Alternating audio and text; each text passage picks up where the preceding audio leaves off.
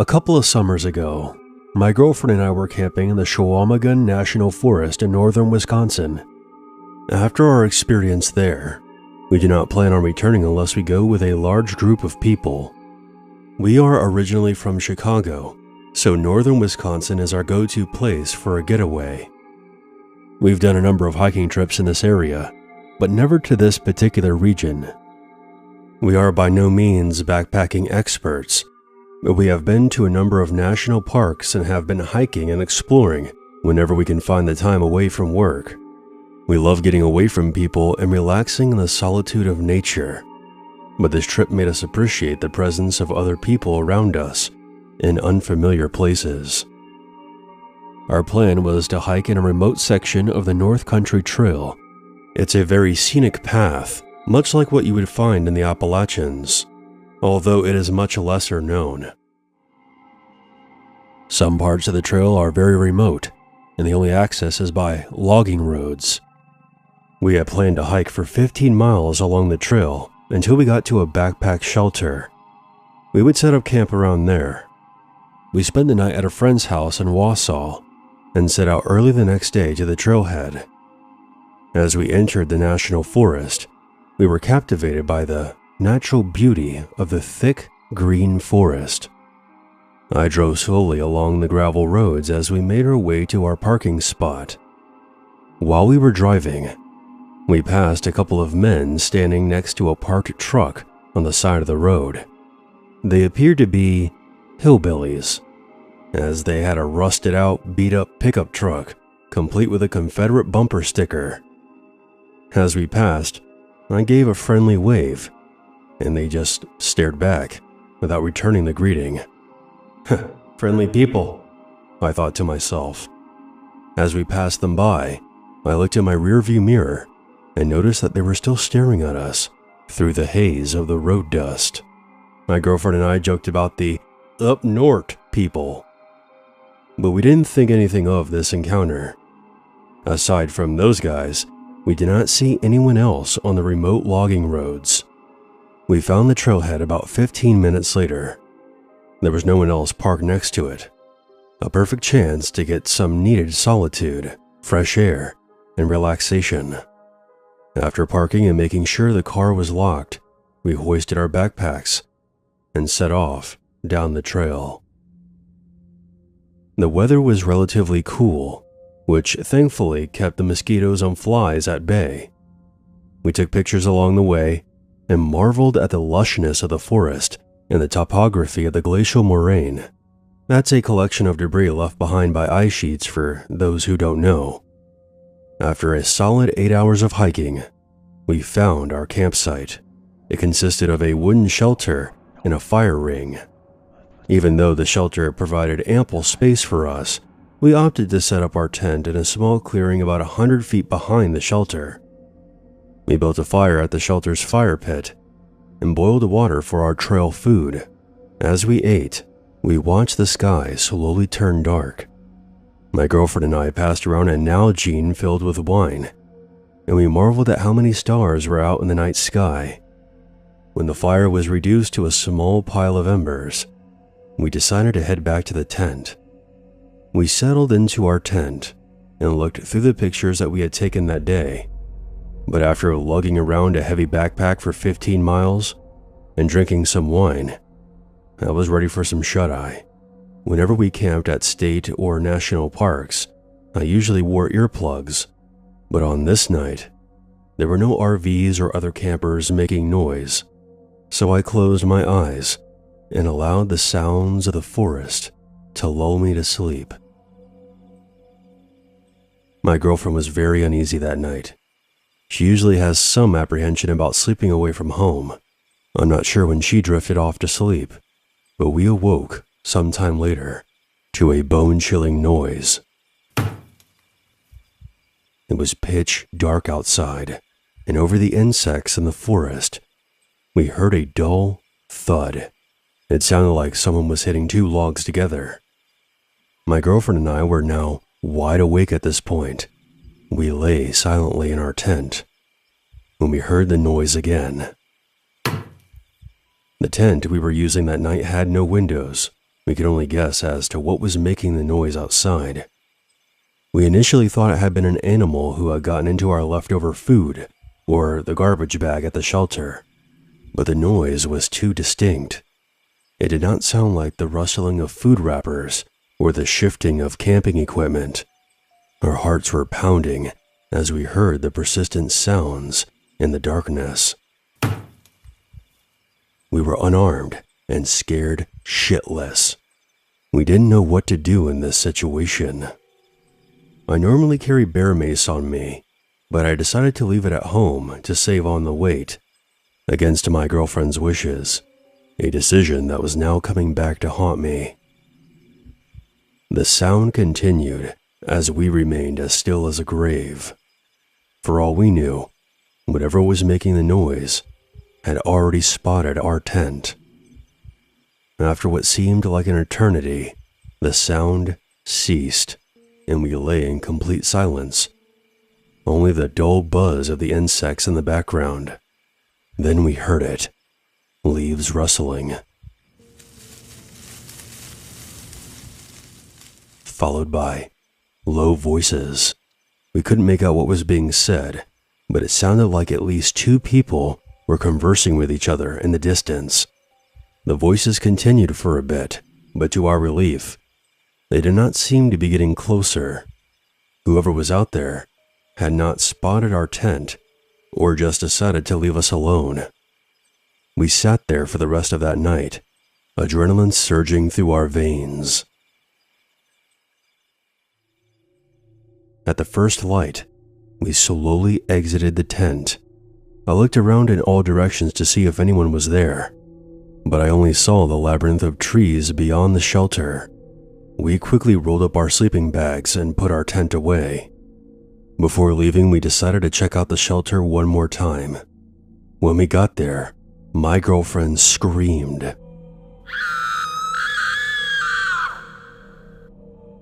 Near the entrance was the word "kill" carved into the shelter wall, and there were a number of deep cuts. I looked to the ground and noticed a fresh scattering of wood splinters. Someone had been heaving an axe or driving a knife into the wooden wall, and that's what we heard last night. We got the hell out of there, nearly jogging with all of our gear on as we made our way back to the car. I kept glancing back over my shoulder and looking off into the woods to see if anyone was following us. We traversed through the glacial debris we had seen the day before, and we knew that we were getting close. We were quietly rejoicing to ourselves. We got back to the trailhead in near record time, but something was wrong.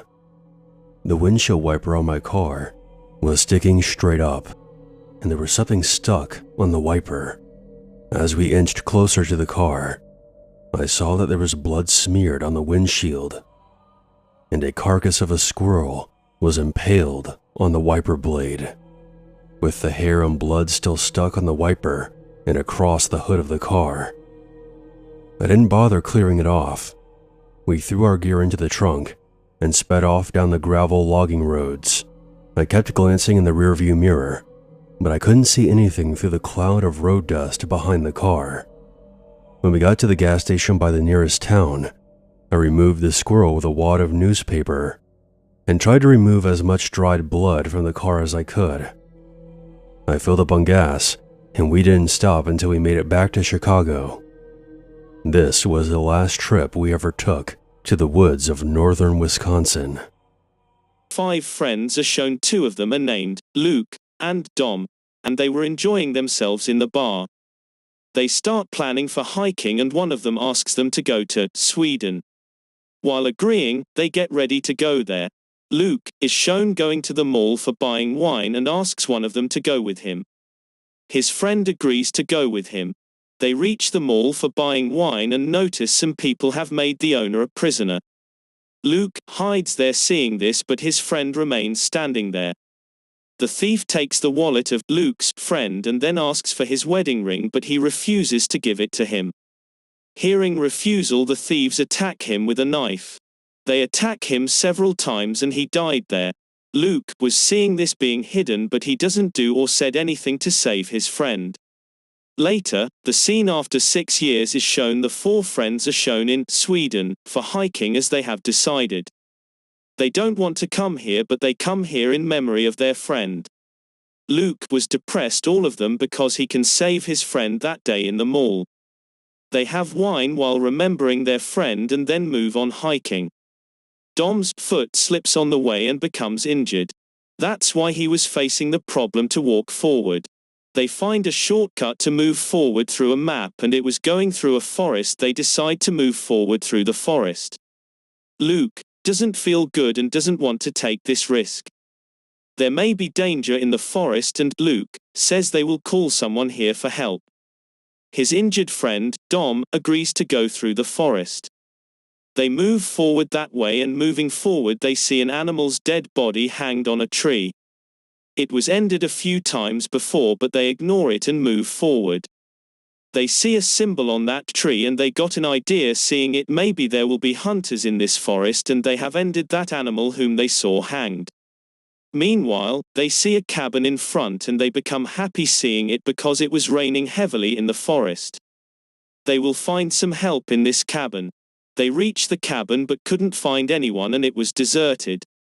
They come inside while breaking its door. Luke hears a strange voice from the forest, but he ignores it and moves inside.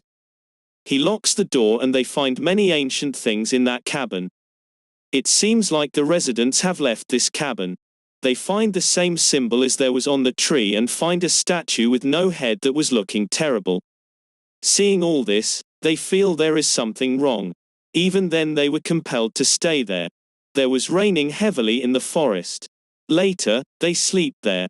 At night, when they were sleeping, the light from the sky stops due to it. Luke awakes and he tries to awake his other friend. Luke goes alone to check because his friend doesn't awake. He opens the door. He notices he has come to that mall where his friend died after opening the door. Suddenly, Luke awakes and it means he was dreaming. Now he was out of the cabin in real. Then his chest starts bleeding and sees around that what has happened. He finds paw marks on his chest and comes inside being panicked. He finds his friends are also panicked along with him. Two of them were panicked and Luke makes them relax. They don't find their third friend there. Luke moves to find him and notices his friend was standing in front of the statue. He was without clothes and worshipping it. Luke makes him relax and they pack their luggage to move from. They were silent and embarrassed, but moving forward, they find many symbols in those trees. They get scared seeing this scene. Now they were planning to move out from here. According to the map, the exit way was towards the southwest, but Dom was moving to a new path and they were chasing him.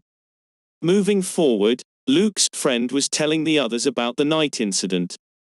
They ask him to forget it because it was just a dream.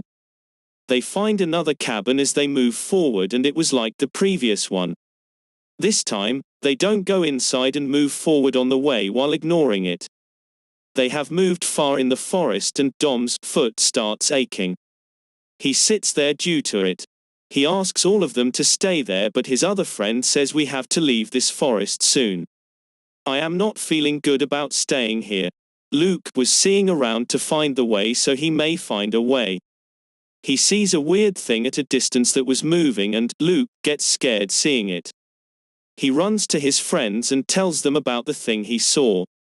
The thing which moved, but none believes him, and Luke shows the injury on his chest to prove this. Dom says maybe you will be hit by a tree while walking into this forest due to which you have this injury. Dom was saying ill to Luke and becomes furious at him. They start arguing because of it. Luke leaves while taking his luggage and his friends also move behind him with their luggage. They find a thing buried in the earth while moving forward and take it out. They discover the thing was a campaign tent and find a bag in which there was a wallet. They find a picture and a credit card and its expiry date was 1984. They understand maybe this family came here in 1984 later. They died here, and after this, the friends think there is something wrong in this forest. Luke's best friend asks them to leave this place soon. as the night was appearing, so they decide to stay there. They sleep there while putting their tents. Luke again sees the dream of his friend's death and he awakes due to it. Meanwhile, he sees someone shouting outside the tent. He goes out to check and finds his friend there. Luke finds the tent of his friend is torn and he was also missing from there, so he asks about him from another friend. His friend, who was weeping and worried, tells him our friend has been taken by a giant man. They were talking and hear the screams of their friend from the forest. They move toward that voice, but they didn't see anything there as they reach there. They were returning back to the tent, but they have moved far in reach of their friend. They were lost in the forest. The morning appears and they see the dead body of their friend hanged on the tree. It was hanged the same way they saw an animal's dead body on a tree. They get scared seeing the condition of their friend. Their condition gets worse. They take their friend's dead body down and start finding the map as he had the map. They couldn't find the map and Luke's friend says we should not leave his dead body like this. I will stay here with his dead body. Dom forbids him to do this and move forward while covering their friend's dead body with woods. Moving forward, they realize the problem started when they went into the cabin. They find water while moving forward and they drink it. They see a bucket there and find the footprints of a human there. They assume there must be humans living near, so they move forward and moving forward. They get tired, so they stay there for some time. Luke moves to the top of the mountain to check the way of the forest and finds they are about to leave the forest. He becomes happy and moves to his friends to tell them. Reaching there, he sees a terrible creature has taken his friend. Luke gets scared and tries to run from there, but he falls down because of colliding with a tree. He again sees that mall, but this time, it was his dream. Waking up, he calls his friend, Dom, and moves toward him. Luke tells him our friend has been taken by a terrible creature and it was running speedily, that's why I couldn't see it. They get scared, but even then they decide to run from there courageously. They see a path on the way and there were torchlights around it.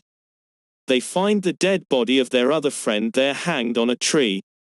It was hanging the same as their other friend's body was hanged. They get scared and move forward on that way and reach a cabin. Someone attacks Luke, and when he awakes he finds himself and Dom tied with a rope. Luke sees outside while making a hole in the cabin and they see many people of the tribe. Luke tells this to Dom, and he also gets scared hearing all this. He breaks the glass that was on the table and asks Luke to break his rope, but before he could do anything an old lady arrives with the tribe people.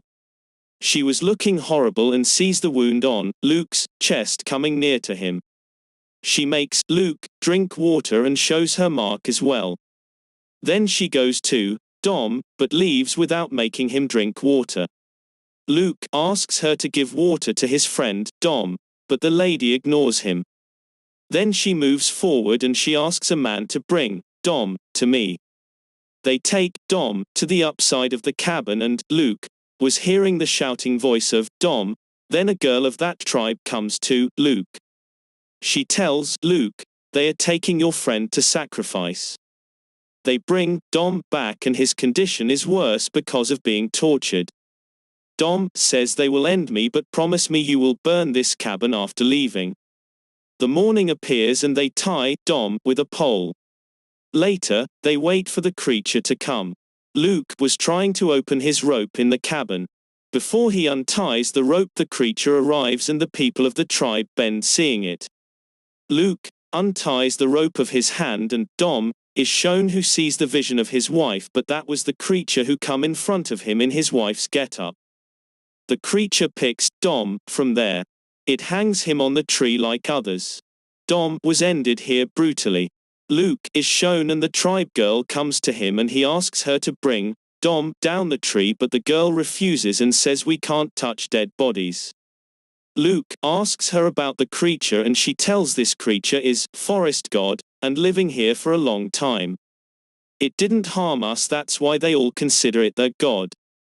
You are also included in our group because of this mark on your chest. You have to live with us and tell our group worships the forest god every year. This creature makes the travelers its hunt and chooses one from him to live with us in the forest. Like it has chosen you this time. The mark on your chest is this group's mark. The one who worships the creature fulfills his desires. It also makes him immortal, and in return, we have to give it the sacrifice of humans. Luke asks her why the forest god has chosen him. She says compared to others you have pain inside and feel guilty inside, and the creature means the forest god chooses those people. Tonight a ritual will be performed on you and you have to bend in front of it, and you will also be hanged with the tree if you will not do this. Luke becomes shocked hearing this, and the girl leaves after telling this. Luke somehow moves upside room and finds many dead bodies there. They were dried, but even then they were alive, as they have become immortal because of the creature. Luke sets those bodies on fire and comes out from there. The old lady sees him, but he punches her and moves to another room. He finds a gun there and ends a man who stops his way, but Luke sees the creature has ended the girl of the tribe, as she has told everything to Luke, and this was against rules. Now, Luke was coming out from the other door and shoots the creature, but it doesn't affect it.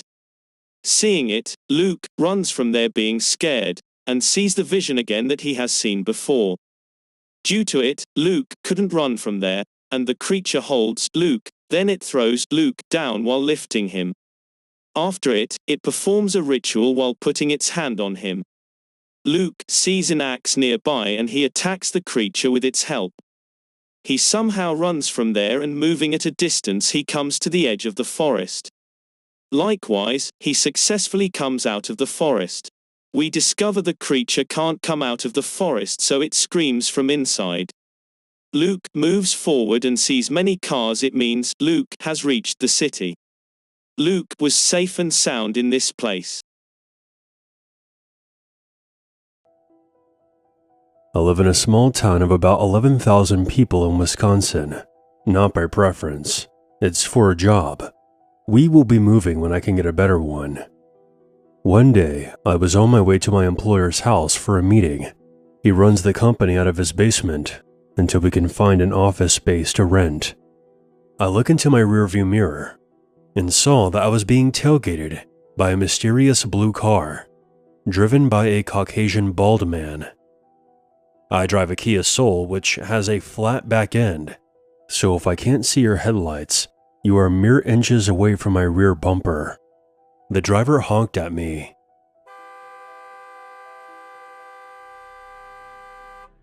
I flipped him off and slowed down to 5 miles under the speed limit. There wasn't anyone behind him, so I wasn't ruining anyone else's day. He had plenty of chances to pass me, but didn't. After a few minutes with no other cars around, and him still kissing my bumper at 50 miles per hour, I grabbed my cell phone and pretended to turn around quickly and take a photo of his car, hoping that this would scare him off. I was in the country with no other cars around, and this guy was giving me some bad vibes. I came to an intersection where I'd have to make a right turn, but I decided to see if this man would follow me and made a left turn instead. And of course, he followed. I then came to a roundabout and thought I would lose him there. I traveled the entire thing twice. He stayed on me the whole way. At this point, I knew he was messing with me, trying to get under my skin. Well, I decided to allow myself to be late for my meeting and began to drive to the local police station. He tailed me the whole way there. I pulled up and parked, ready to run inside. I thought he would just leave once he saw where we were. But no, he parked right next to me and just stared at me. He pulled up so close to my car that I would have had a hard time opening my car door all the way. The driver had to be in his 40s, wearing sunglasses, and had a creepy smile. He was wearing fairly neat clothes, and the interior of his car looked pristine. I was checking to see if he had a gun. I should mention here that I'm in training to be a behavior analyst, and while I only work with kids right now, my hobby is criminal psychology and profiling, and I was seriously trying to get a read on this guy. A few seconds went by, and I grabbed my phone again. This time I intended on calling 911 from the police station parking lot.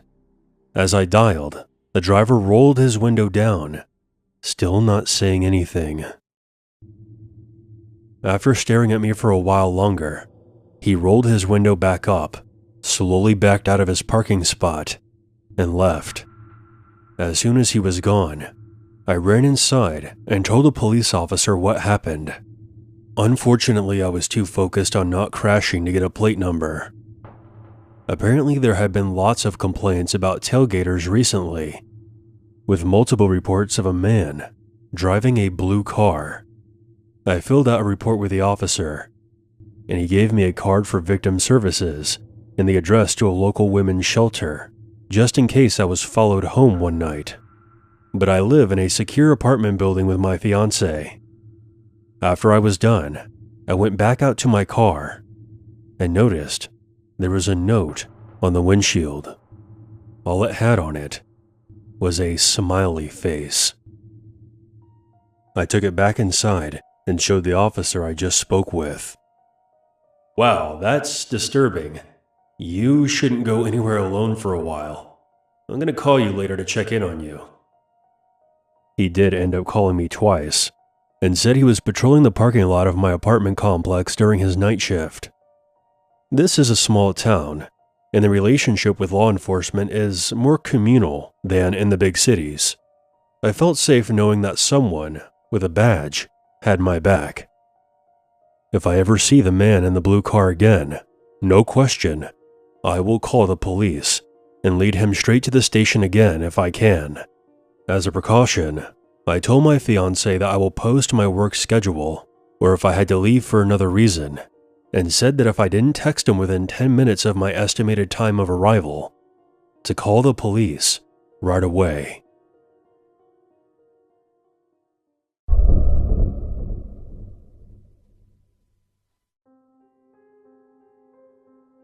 My Uncle Sam told me this story the last time he was in town. Growing up, my uncle has always been the family joker. He was always pulling pranks and would fill the house with his bellowing laughter. I don't think I ever viewed him as a serious person before he told me of this experience. He was really into cars and asked to see my new Infiniti G37 sedan. So I took him out to the driveway and showed him the car with my dad. We did the usual pop the hood and rev the engine kind of stuff. And we all pretended that we knew what we were looking at as we stared into the engine well. That's when Sam wanted to tell us about something that happened to him back in his college days. He said that it would be a good lesson for me. This is honestly the first time I ever heard him speak in a very serious tone. There was also a hint of fear in his voice. He started out by saying that he had never told anyone about this before, but after seeing me with my new car, and the fact that I was a young guy, made him want to share this. Uncle Sam attended a small college in an isolated farming community of Wisconsin. The campus was in a town of about 10,000 people. Most were students or worked at the college, but there were some locals as well. He moved off campus during his junior year and into a new place with some friends about 3 miles outside of town. One night, after having quite a few beers with his friends, he decided that he better walk home since he had an exam the following morning, and he didn't live far from the tavern. As he made his way down the dark country road, with cornfields on either side, a man in a beat-up pickup truck pulled up next to him. The driver appeared to be a farmer. "Hey there, fella. You want a lift?" Sam, being intoxicated and not thinking straight, took him up on his offer. He got in the front passenger seat, and they took off. He gave the man directions to the house he lived in with his college buddies, and then about 5 minutes into the drive, he noticed that the man had gone past the turn they needed to take. He informed the man that his house was behind them, and they would need to turn around. "Oh, I've lived around these parts for 50 years now. I know a shortcut to where you're staying. Pay attention so you can remember it." That's when Sam started to get suspicious. The potential danger he was in sobered him up real quick. The farmer eventually pulled into a dirt driveway that led up to an old farm that appeared to be falling apart. There was a very old playground set in the front yard, with a shed in the back of the property that looked like it had lights on. The rest of the property was shrouded in darkness, the only illumination coming from the headlights of the pickup truck and the glow of the moon. My uncle's plan was to bolt the second the man slowed down enough. So when the farmer came to a stop, my uncle tried to push up on the lock knob, hoping the door would open. However, the top of the knob had been sawed off, meaning that he wouldn't be able to unlock it manually. At this point, he knew he was trapped. Uncle Sam then abruptly ended the story with, "I fought the man off and sprinted back home. So if you ever plan on doing some drinking with your friends, always make sure you have a designated driver to take you back home. Now, let's go inside." I don't think my uncle wanted to admit it, but something very bad happened to him out at that farm. I could tell by the look in his eyes that whatever happened has haunted him for many years. I'll be taking his advice to heart and will never accept rides from strangers.